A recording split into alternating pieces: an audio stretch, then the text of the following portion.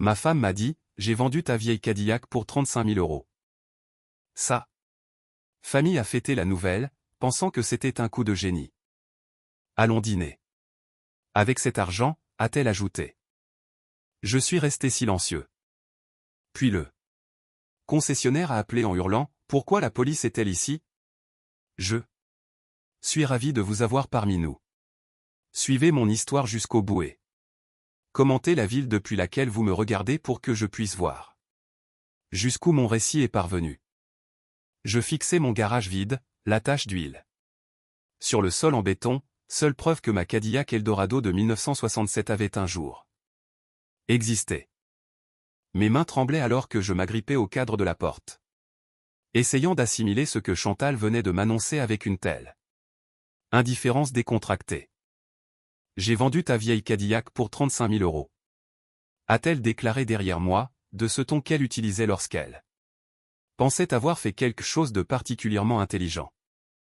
L'acheteur est venu ce matin pendant que tu étais à ton rendez-vous chez le cardiologue. Je me suis retourné lentement, mes articulations de septuagénaire protestant, et j'ai regardé la femme avec qui j'étais marié depuis 38 ans. Elle se tenait là, dans l'embrasure de la cuisine, les bras croisés, arborant ce sourire satisfait que je connaissais si bien.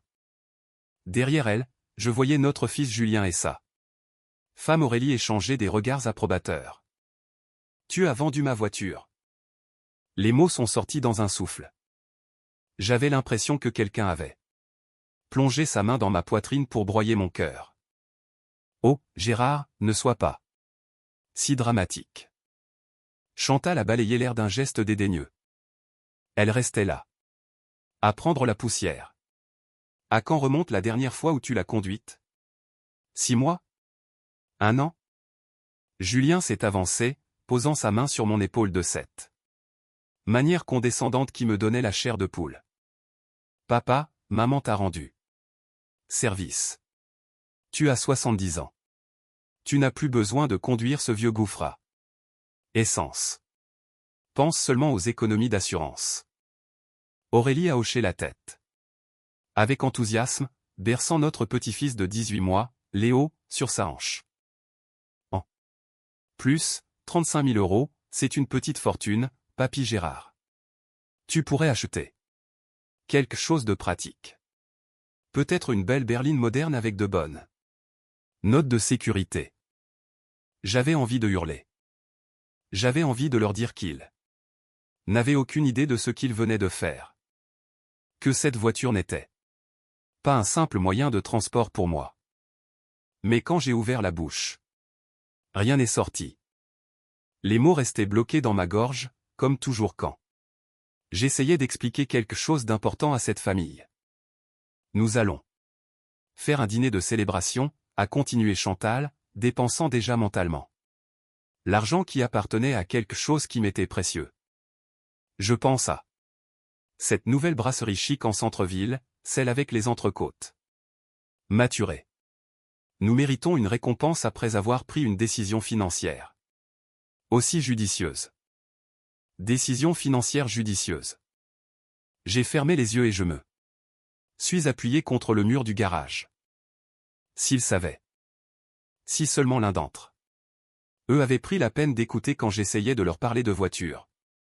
D'histoire, des choses qui comptaient pour moi. Papa, ça va? La voix de Julien semblait venir de très loin. Tu es tout pâle. J'ai hoché la tête, ne me faisant pas confiance pour parler. Comment expliquer qu'il venait de vendre une partie de mon âme? Comment leur faire comprendre que la Cadillac n'était pas qu'une voiture, mais le dernier lien tangible avec mon père? Le pire était de voir à quel point ils semblaient fiers d'eux-mêmes. Chantal était déjà sur son téléphone, probablement pour réserver une table. Aurélie roucoulait à l'oreille de Léo, lui disant que papy allait lui acheter plein de jouets avec l'argent de la voiture. Julien hochait la tête d'un air approbateur, comme s'il avait personnellement supervisé une transaction commerciale brillante. Aucun d'entre eux ne m'a demandé ce que je ressentais. Aucun d'entre eux n'a envisagé que, peut-être, j'aurais dû être consulté avant qu'il ne dispose de mon bien. Dans leur esprit, j'étais juste un vieil homme confus qui avait besoin de leur conseil pour prendre des décisions intelligentes. Je suis retourné dans la maison et je me suis assis lourdement dans mon fauteuil, le même fauteuil où j'avais été relégué ces 5 dernières années alors que ma famille me traitait de plus en plus comme un meuble. Chantal s'affairait dans la cuisine en parlant avec excitation d'amuse-bouche et d'accord mais vain, tandis que Julien et Aurélie discutaient de la manière dont je devrais investir l'argent. Un compte à terme serait le plus sûr, disait Aurélie. À son âge, il ne peut pas se permettre de prendre des risques en bourse. Ou peut-être devrions-nous l'aider à ouvrir un livret d'épargne à haut rendement, a ajouté Julien, pour garder l'argent disponible au cas où il en aurait besoin pour des frais médicaux. Il parlait de moi comme si je n'étais pas assis à 3 mètres. 2, comme si j'étais déjà mort et qu'il se partageait mon héritage. L'argent de ma voiture, la voiture de mon père, était devenu une manne financière à gérer pour eux. J'ai pensé au jour où mon père m'avait donné cette Cadillac. J'avais 22 ans, je venais de terminer mes études, j'allais commencer mon premier vrai travail. Papa l'avait acheté neuve en 1967. Bleu minuit avec intérieur en cuir blanc, et il l'avait choyé pendant 15 ans avant de me la transmettre. Prends en soin, Gérard, avait-il dit en passant sa main calleuse sur le capot immaculé. Elle a du caractère, contrairement à ces morceaux de plastique qu'il fabrique maintenant. J'avais conduit cette voiture à mon premier emploi, à mon mariage, à l'hôpital pour la naissance de chacun de mes enfants. J'avais passé d'innombrables week-ends dans le garage avec mon père, apprenant à l'entretenir, à apprécier le savoir-faire investi dans chaque détail. Même après le décès de mon père il y a 10 ans, travailler sur cette Cadillac me donnait l'impression de passer du temps avec lui. Mais essayez d'expliquer cela à Chantal. Essayez de lui dire que certaines choses ont une valeur bien au-delà de leur prix. J'avais appris il y a longtemps que ma femme voyait tout à travers le prisme de l'utilité immédiate. Si quelque chose ne servait pas un but évident dans sa vie quotidienne, c'était un encombrant à éliminer. Gérard, arrête de bouder. La voix perçante de Chantal a traversé mes souvenirs. Nous faisons quelque chose de bien avec cet argent, en famille. N'est-ce pas ce qui compte? J'ai levé les yeux vers elle, cette femme qui partageait mon lit depuis près de 4 décennies mais qui ne m'avait jamais vraiment connu. Tu aurais dû me demander d'abord. Elle a ri. Elle a vraiment ri. Te demander? Mon chéri, nous savons tous les deux que tu aurais dit non. Tu m'aurais donné 100 raisons pour lesquelles cette vieille carcasse devait rester dans notre garage pour l'éternité, occupant une place que nous pourrions utiliser pour quelque chose d'utile. Elle était utile pour moi. Rester. La couverte de poussière, c'est ça que tu appelles utile. Aurélie est intervenue. Papy Gérard, tu ne l'as même pas démarré depuis des mois. Ce n'était pas vrai, mais je n'ai pas pris la peine de la corriger. Je démarrais la Cadillac chaque dimanche matin, exactement comme mon père me l'avait appris. Je la laissais chauffer pendant que je vérifiais les niveaux et la pression des pneus. Parfois, je faisais un petit tour dans le quartier, sentant la puissance fluide de ce moteur V8 de 7 litres ronronner sous le capot. Mais ils n'ont jamais vu ces dimanches matins. Ils n'ont jamais été témoins de mon rituel hebdomadaire de connexion avec le passé. Dans leur monde, s'ils n'observaient pas un événement, il n'existait tout simplement pas. Mon téléphone a sonné, surprenant tout le monde. L'écran affichait un numéro que je ne connaissais pas. Mais quelque chose m'a poussé à répondre. Allô, est-ce Monsieur Gérard Stevenson? La voix à l'autre bout semblait frénétique, presque paniquée. Oui, c'est moi. Monsieur, ici Monsieur Lefebvre, de chez Lefebvre. Automobile de collection. Je dois vous poser une question très importante. M'avez-vous vendu une Cadillac Eldorado de 1967 aujourd'hui? Mon cœur a commençait à tambouriner. La pièce est devenue silencieuse alors que ma famille sentait que quelque chose n'allait pas. Ma femme a géré cette transaction. Monsieur, je vous demande de m'écouter très attentivement. La police est ici. Il pose des questions sur cette voiture, et je dois savoir. Êtes-vous absolument certain d'avoir autorisé cette vente? Le téléphone a glissé de mes doigts tremblants et s'est écrasé au sol. Le visage de Chantal est devenu blanc comme neige. Julien et Aurélie me regardaient avec des yeux écarquillés et confus. Depuis le téléphone à terre, j'entendais la voix de Monsieur Lefebvre devenir de plus en plus urgente. Monsieur Stevenson? Monsieur Stevenson, vous êtes là? Monsieur, pourquoi la police me parle-t-elle de recel et de bien volé? Le silence dans notre salon était assourdissant. Après que j'ai raccroché avec Monsieur Lefebvre, Chantal restait figée, le visage livide. Julien et Aurélie échangeaient des regards inquiets tandis que le petit Léo gazouillait innocemment dans sa chaise haute. Qu'est-ce qu'il voulait dire par bien volé? La voix de Chantal a craqué, son assurance de tout à l'heure s'étant envolée. J'ai ramassé le téléphone et l'ai posé délicatement sur la table basse. Mes mains étaient plus stables maintenant. Plus stables qu'elles ne l'avaient été depuis des années. Entendre la panique dans la voix du concessionnaire avait réveillé quelque chose en moi qui dormait depuis trop longtemps. Gérard, réponds-moi. Chantal s'est approchée, ses yeux faisant la navette entre moi et le téléphone. Qu'est-ce qui se passe? Je l'ai regardée pendant un long moment, cette femme qui venait de brader 15 ans de souvenirs sans sourciller. Comment expliquer à quelqu'un qui n'a jamais valorisé rien d'autre que l'utilité immédiate que certains objets portent le poids de vies entières? Cette voiture, ai-je dit doucement, n'était pas n'importe quel Eldorado de 67. Qu'est-ce que tu veux dire? A demandé Julien, remuant inconfortablement sur sa chaise. J'ai fermé les yeux et je me suis laissé dériver jusqu'en 1992, 13 ans après avoir hérité de la Cadillac de mon père. J'avais 45 ans à l'époque, encore assez jeune pour me glisser sous les voitures sans que mon dos ne proteste.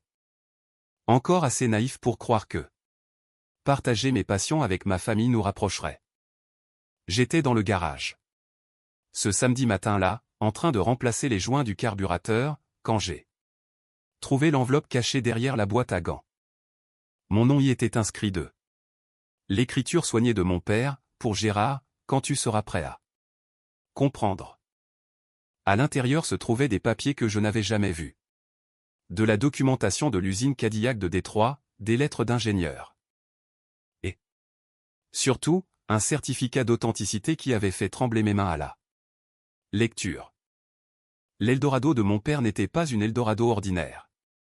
C'était l'un des 12 exemplaires seulement jamais construits avec un pack moteur haute performance spéciale que Cadillac avait développé mais jamais officiellement commercialisé. Ce pack était un projet secret assemblé à la main pour un groupe restreint de cadres de la marque et de journalistes automobiles. Chaque voiture était essentiellement un prototype valant exponentiellement plus qu'une Eldorado standard. Mais mon père ne m'en avait jamais parlé. Il avait gardé ce secret jusqu'à sa mort, me laissant le découvrir des années plus tard, quand j'aurai la maturité nécessaire pour assumer la responsabilité d'un tel savoir. Papa. La voix de Julien m'a ramené au présent. Tu nous fais peur. Qu'est-ce qu'elle a de si spécial, cette voiture? J'ai ouvert les yeux et regardé mon fils, cet homme de 42 ans qui n'avait jamais montré le moindre intérêt pour ce qui me tenait à cœur. Combien de fois avais-je essayé de partager mes connaissances avec lui? Combien de samedis matins l'avais-je invité au garage pour m'entendre dire qu'il avait des choses plus importantes à faire? Votre grand-père, ai-je commencé, ma voix s'affermissant à chaque mot, était bien plus qu'un simple mécanicien. C'était ce qu'on appelait un sorcier des moteurs à son époque. Cadillac le consultait sur des projets spéciaux. Aurélie a ricané. Papy était mécanicien dans un petit garage de province. Je me souviens que vous nous l'aviez dit. Il l'était, mais il était aussi l'un des spécialistes des moteurs les plus respectés d'Europe. Cadillac l'a fait venir à Détroit 6 fois en 1967 pour travailler sur un projet secret. Les yeux de Chantal se sont rétrécis. Tu n'as jamais mentionné cela auparavant. J'ai essayé. Pendant des années, j'ai tenté de vous parler d'eux. L'histoire de la voiture, de ce qui la rendait unique, mais chaque fois que j'abordais le sujet, tu changeais de conversation ou tu me disais que j'ennuyais tout le monde avec mes histoires de ferraille. La pièce est devenue silencieuse, à l'exception de Léo qui babillait. Je pouvais voir le doute sur leur visage, l'idée que j'inventais tout cela pour justifier mon attachement à une vieille voiture. Le moteur de cette Cadillac, ai-je poursuivi, n'était pas le 428 standard. C'était une version modifiée produisant 60 chevaux de plus que tout ce que Cadillac vendait officiellement cette année-là. Seulement 12 voitures ont été construites. Comment sais-tu tout ça, a demandé Julien. Son scepticisme évident. J'ai souri pour la première fois de la journée. Parce que j'ai passé les 30 dernières années à faire des recherches. Parce que je suis en contact avec les autres propriétaires. Parce qu'il y a 3 ans, un collectionneur monégasque m'a offert 250 000 € pour cette voiture, et j'ai refusé. Le chiffre a frappé la pièce comme un coup de poing. Chantal a littéralement reculé, s'agrippant au cadre de la porte pour ne pas tomber. 250 000, a-t-elle murmuré. La dernière qui s'est vendue aux enchères a atteint les 320 000 €. C'était il y a 18 mois. Je me suis levé lentement. Et je me suis dirigé vers la porte du garage. Mais ce n'était pas une question d'argent. Ça ne l'a jamais été. J'ai ouvert la porte et je suis entré dans le garage vide, respirant l'odeur persistante d'huile moteur et de souvenirs. Derrière moi, j'entendais ma famille me suivre, leurs pas hésitants sur le béton. C'est ici que j'ai passé chaque dimanche matin ces 10 dernières années, ai-je dit en passant ma main sur l'établi où mes outils étaient. Encore rangés exactement comme je les avais laissés. Pas parce que je le devais, mais parce que je le voulais. Parce qu'entretenir cette voiture, c'était comme entretenir un lien avec mon père. J'ai ouvert un tiroir de l'établi. J'en ai sorti un dossier épais. À l'intérieur se trouvaient des photographies, des documents, de la correspondance avec d'autres collectionneurs et des relevés d'entretien détaillés remontant à 40 ans. Il a tout gardé, ai-je dit en leur montrant des photos de mon père travaillant sur le moteur de la Cadillac côté d'homme en uniforme d'ingénieur de chez Cadillac.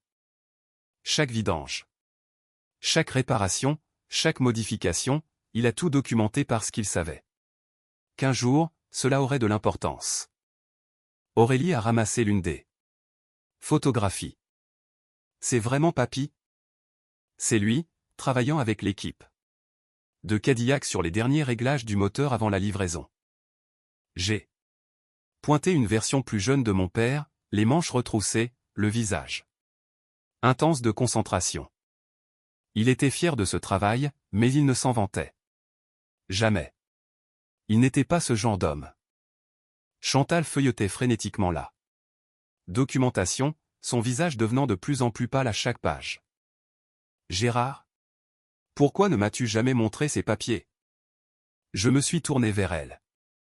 Parce que tu n'as jamais demandé. Parce que chaque fois que j'essayais de parler de la voiture, tu me faisais comprendre que c'était une perte de temps.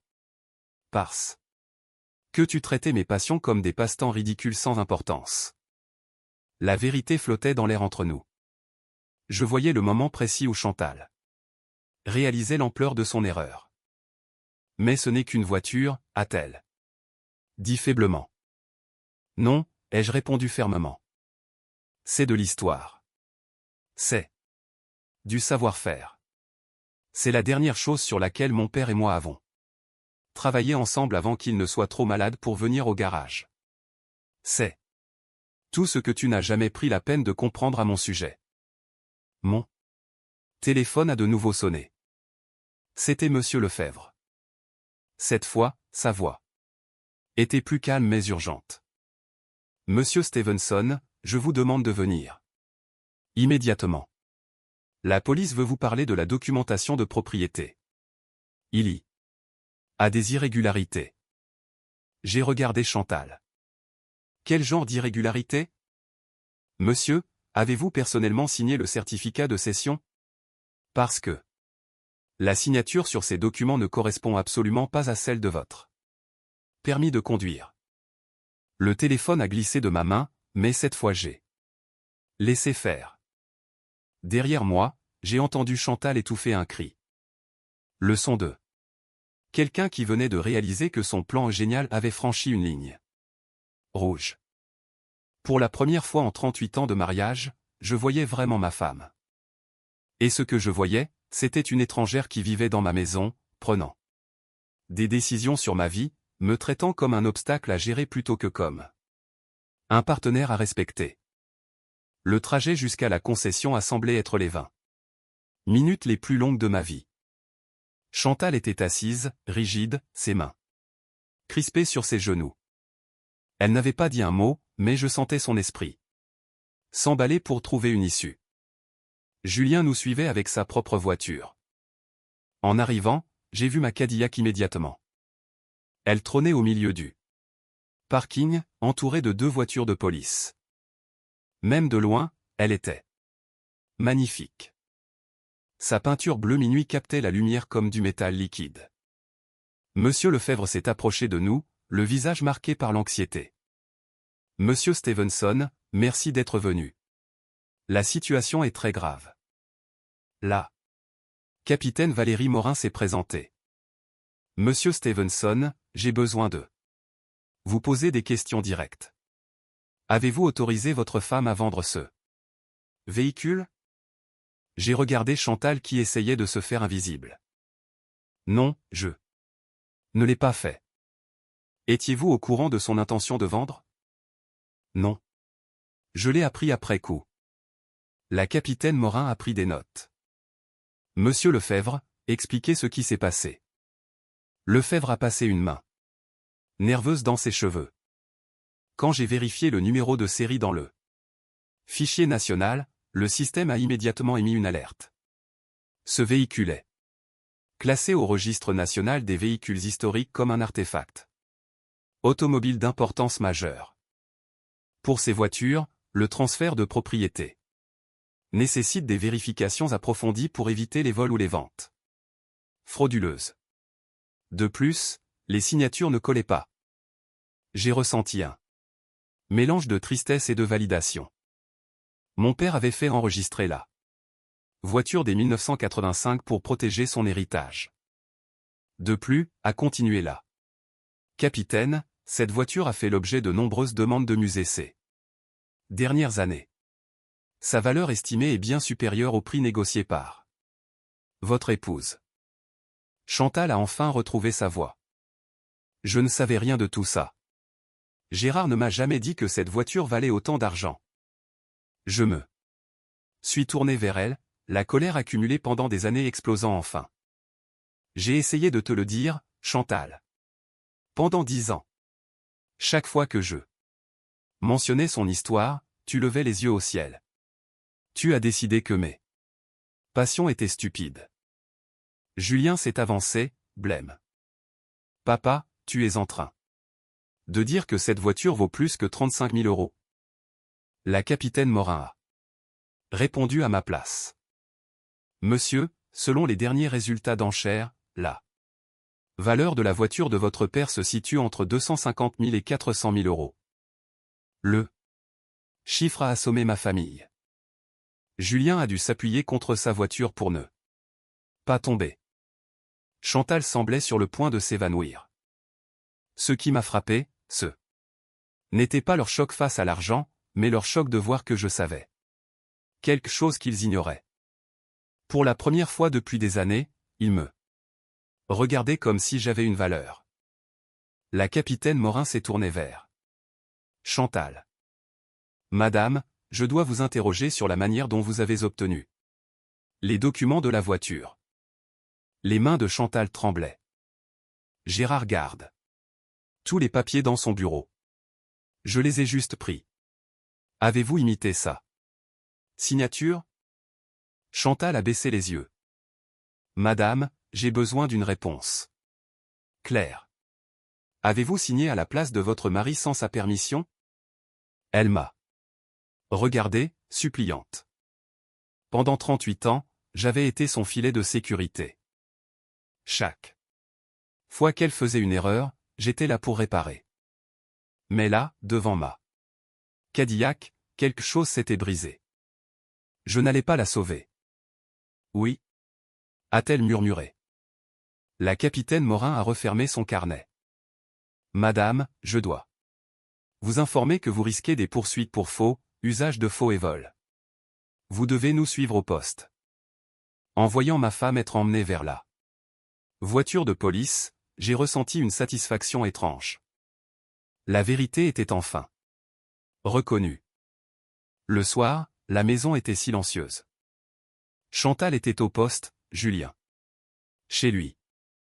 Je me suis fait un dîner simple, des œufs au plat, et j'ai étalé les documents de la Cadillac sur la table. Le téléphone a sonné à 20h30. C'était Julien.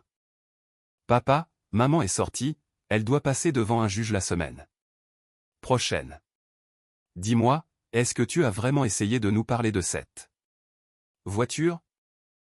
Julien, il y a 3 ans, à Noël, je t'ai montré un livre sur les prototypes Cadillac.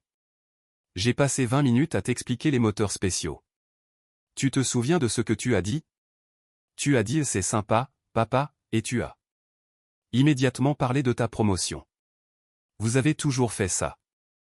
Dès que je parle de ce qui m'importe, vous trouvez un moyen de ramener la conversation à vous. Il y a eu un long silence. Papa, je réalise qu'on ne t'a peut-être pas beaucoup écouté. Ta mère a volé mes papiers. Elle a imité ma signature. Ce ne sont pas des erreurs, Julien, ce sont des choix. Je sais, mais c'est la famille. La famille? C'est le mot que vous utilisez pour justifier le manque de respect? Julien, quand m'as-tu appelé pour la dernière fois juste pour prendre de mes nouvelles, sans rien demander? Le silence a duré une éternité. Je ne m'en souviens pas, a-t-il admis. Le lendemain matin, j'ai eu des visiteurs inattendus, Robert Chen, un collectionneur, le docteur Sarah Martinez de la Fondation du patrimoine automobile et un restaurateur de renom. Ils connaissaient tout de la voiture de mon père. Ils m'ont parlé de mon père comme d'un expert respecté, quelqu'un qui avait contribué à l'histoire de l'automobile. Ces inconnus m'ont écouté pendant 1 heure avec un respect que ma propre famille ne m'avait jamais témoigné. Quand Chantal est revenue quelques jours plus tard, elle a essayé de s'excuser. Je pensais que c'était juste un passe-temps pour t'occuper à la retraite. Non, Chantal, tu pensais que c'était un encombrant. Tu pensais que mon savoir ne valait rien. Puis Julien est arrivé avec une avocate pour essayer de me faire signer un papier disant que c'était un malentendu familial pour éviter la prison à Chantal. J'ai refusé. Je ne mentirai pas pour protéger quelqu'un qui m'a manqué de respect à ce point. Et j'ai ajouté, je sais aussi pour les outils. J'avais découvert que Julien, avec la complicité de Chantal, me volait mes vieux outils de collection depuis des années pour payer les dettes de son foyer. Des outils de mon grand-père. On allait te les remplacer, papa. Avec quoi? Des outils bas de gamme en plastique? Vous avez vendu l'histoire de notre famille pièce par pièce. 3 mois plus tard, j'ai emménagé dans une petite maison avec un grand garage. J'ai divorcé de Chantal. Elle a gardé la maison, j'ai gardé ma dignité et ma Cadillac. Aujourd'hui, je suis consultant pour la Fondation du patrimoine. Je passe mes journées avec des gens qui apprécient mon expertise. Julien essaie de se racheter, mais je lui ai dit, si tu veux reconstruire Notre relation commence par écouter. Vraiment écouter. Ce soir, je suis assis. Dans mon garage, le moteur de la Cadillac tourne rond. Demain, je l'expose dans un grand concours d'élégance. Pour la première fois depuis des décennies, je ne demande la permission à personne. Je suis libre.